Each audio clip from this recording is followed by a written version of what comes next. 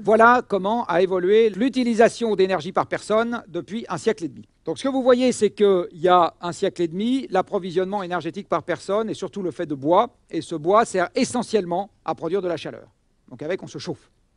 Et ce que vous voyez, c'est qu'à part le bois, qui ramené à l'individu a baissé en un siècle et demi, toutes les autres énergies que nous avons commencé à mobiliser à notre profit, il n'y en a pas une, en gros, qui ait cédé la place à une autre. Donc on a commencé à utiliser du charbon. L'approvisionnement en charbon par personne s'est mis à croître rapidement. Puis il est resté constant pendant un siècle. Puis il s'est remis à croître rapidement ici. Donc il n'a jamais décru depuis qu'on utilise du charbon en tendance depuis un siècle et demi.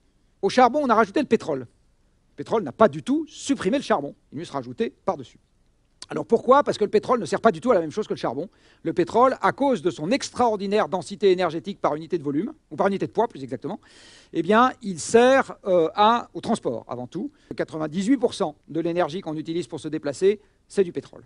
Et puis là-dessus, vous avez eu du gaz qui s'est rajouté, de l'hydroélectricité, du nucléaire. Et alors, notre grande aventure des 5 dernières années, la voici.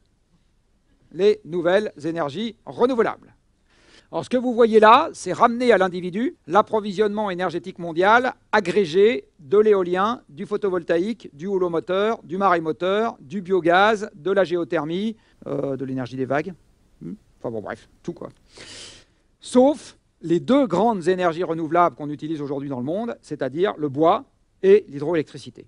L'accord de Paris, en maintenant votre confort de vie, c'est-à-dire au premier ordre, votre quantité d'énergie utilisée par personne, c'est-à-dire au premier ordre, la quantité de machines que vous utilisez chaque jour, ça revient à ce que le petit machin violet, là, supprime tout le reste en 35 ans. C'est ça, l'accord de Paris. Donc vous avez la réponse. Est-ce qu'on va respecter l'accord de Paris? Au revoir, monsieur, dame. Ça ne va pas être comme ça. Ça ne va pas être comme ça. Et là, vous commencez à toucher du doigt le problème. C'est que l'essentiel de ce qui fait votre niveau de vie, c'est le carbone.